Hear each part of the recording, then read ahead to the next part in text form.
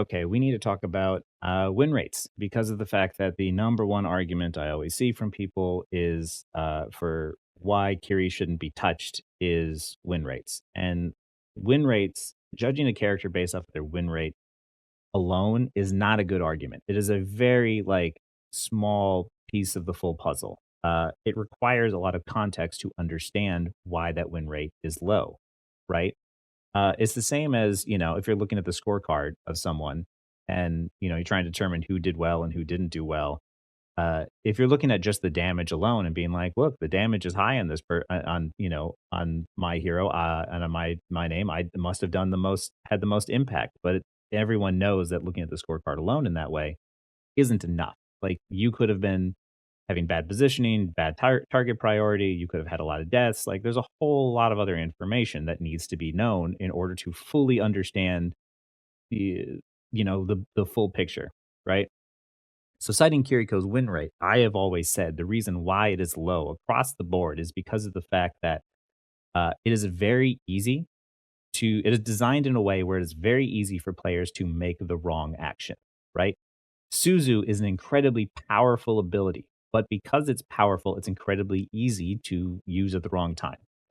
Um, TPing to someone is incredibly easy to do, but because of the fact that you're limited in terms of you can only TP to an ally, uh, it is very easy to do the wrong thing, like TPing into someone is going to die. Uh, that is something where a higher elo player is going to make that mistake less often. A lower elo player, the lower you go, is going to make that mistake more frequently, not understanding when to TP in, when not to.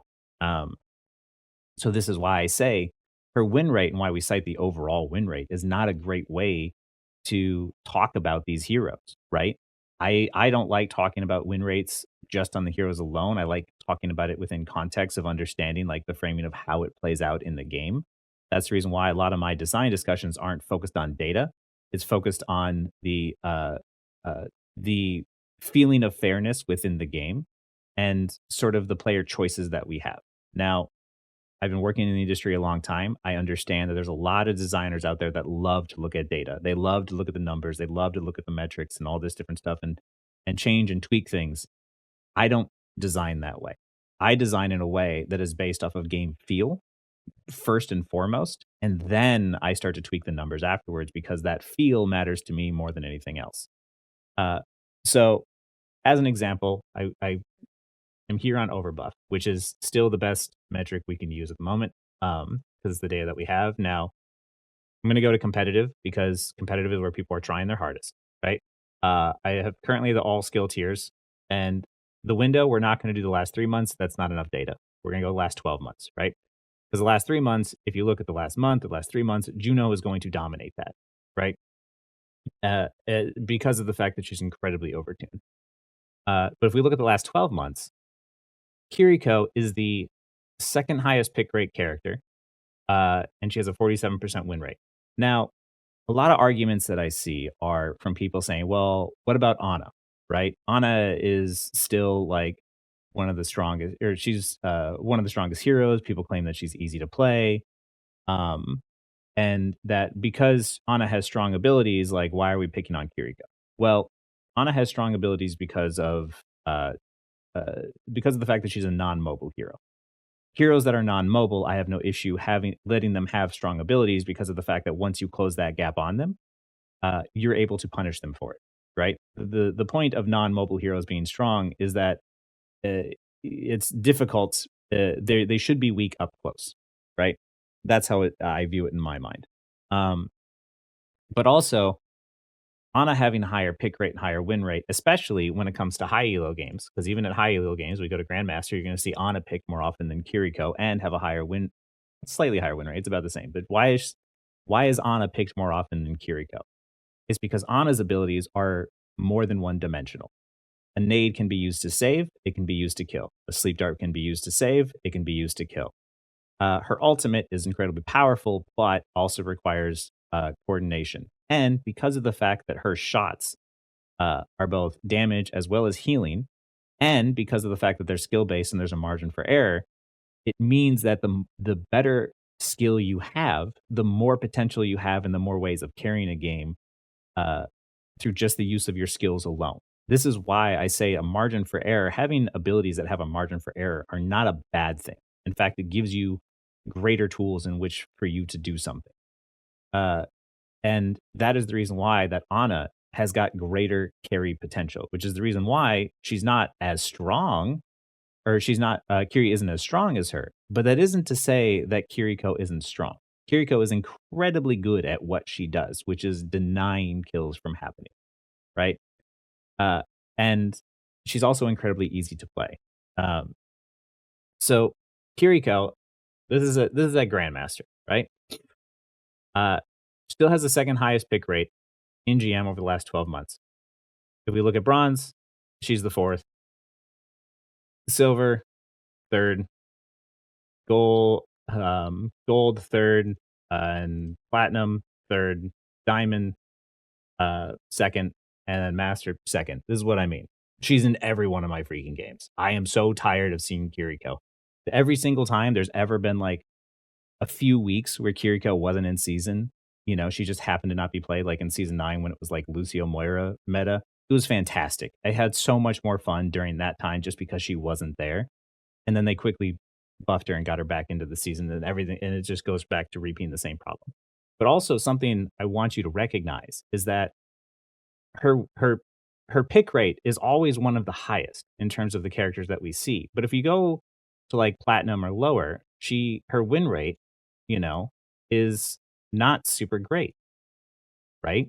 But as you climb and you get a little bit higher, her win rate steadily climbs. And this is because of the fact it's not that she's easy. It's not that it's difficult to play her. It's because it's easy to take the wrong action. It's easy to TP into your team and kill yourself. It's easy to misuse Suzu. That doesn't mean that these abilities aren't powerful and easy to do. It just means that the lower elo players have an easier time making those mistakes because of how the kit is designed. And on the topic of addressing her pick rate and win rate, if Kiriko is such a difficult support hero to play, if her win rate is so low, and if the argument is she's really not as good as people claim that she is, and that everyone who hates on her is just a hater and they're just whining, like if that really is the case, then why is she still picked as often as she is? Why is it that people still opt to play Kiriko over Zenyatta or Lucio or the other support heroes on the roster, right? Why is it that if she really is as terrible as people say, she is still picked so frequently? And even in games, well, like I understand if there's an Ana, you're picking her to maybe cleanse the nade or the sleep.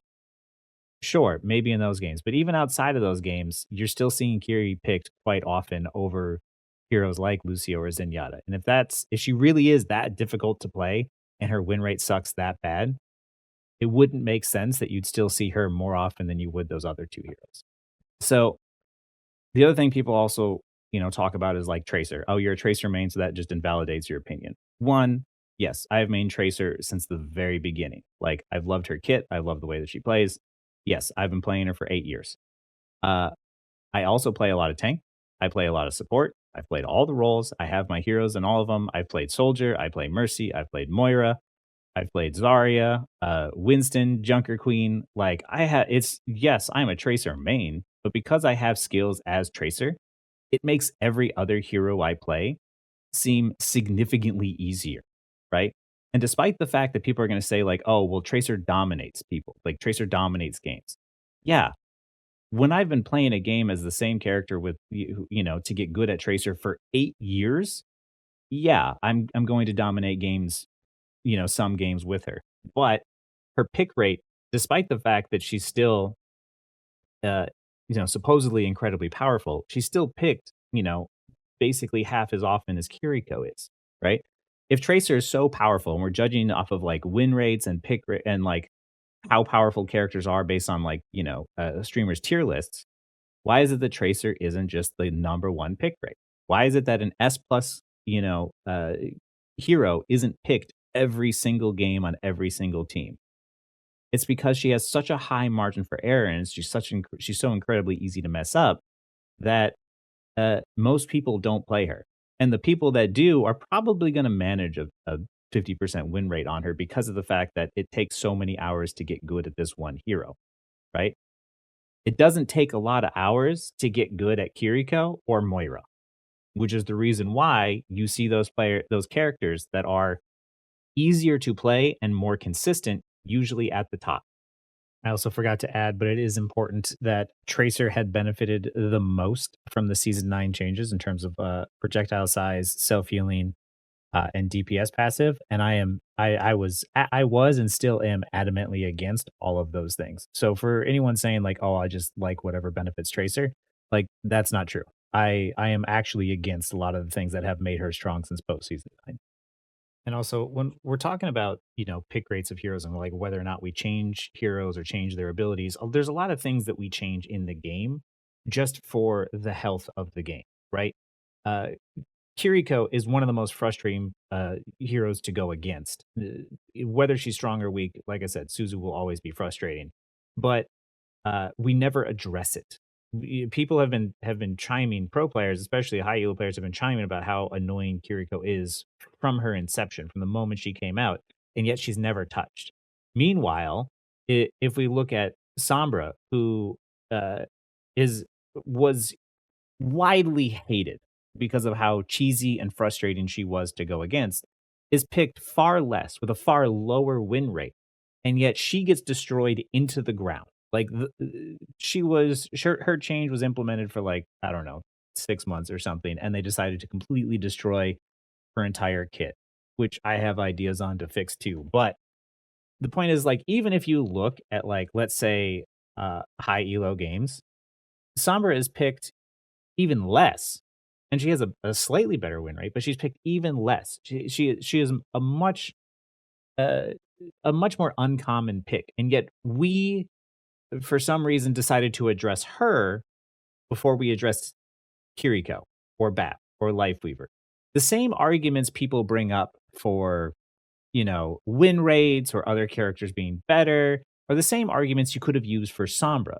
But nobody sits there and defends Sombra. They're not defending they're not defending this hero because of the fact that it's just there's a small community that likes to play this hero, and there's more people that like to play Kiriko, so there's more people willing to jump to her defense.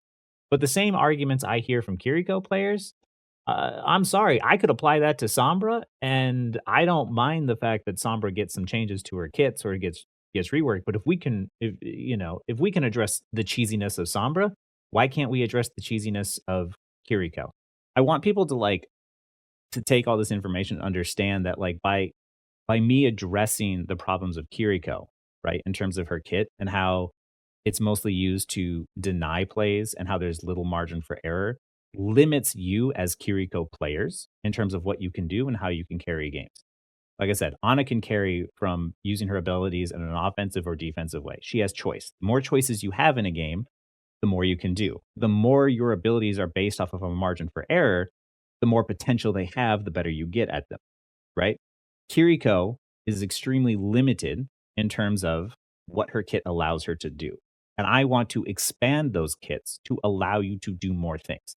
I don't want TP to take you to an ally. I want it to work in an omnidirectional way where you can TP to the next piece of ground or whatever, still through walls, but a shorter range. That would give you more control over how you use her. I want Suzu to not be Suzu. I want it to be a different ability that allows you to play both a save your team way, but also in an offensive way. I want healing papers to be some sort of an ability that allows you to express yourself in a way that still allows you to heal your teammates, but also show specific skill expression and gives you greater value, right? I'm not looking to simply nerf problematic heroes. I said that in the last video. I want to give you better tools for your toolkit, the same way that Ana has many tools in her toolkit, right? Because the more tools that you have in your toolkit means the more choice that you have. And the more choice that you have, it means the more choice that I have.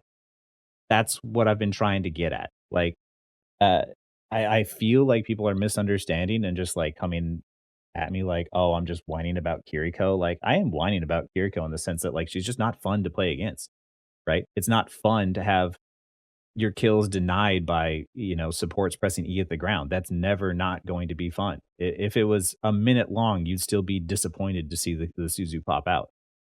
But that doesn't mean that we can't change these heroes in a way that actually makes both of us happy. right? If Symmetra and Sombra can go through as many reworks as they've gone through, we can address some of the support role too. Like, I don't know why this is support role characters are have been so off the table, but I don't think that they should be, right?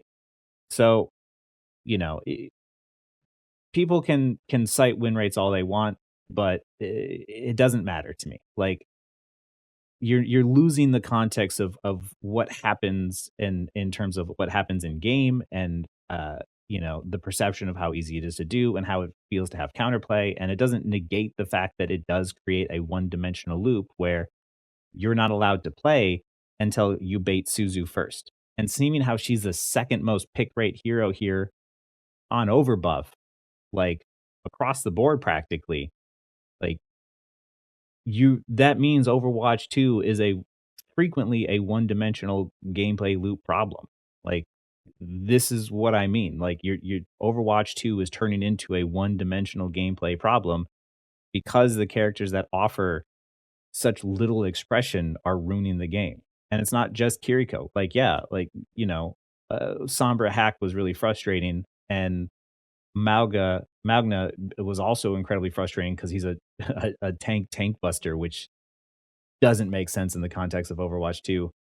Uh, like, yeah, there are problematic heroes across the board, and I'd want to address them all. But first and foremost, my priority is always going to be the biggest concern, which is the immortality abilities.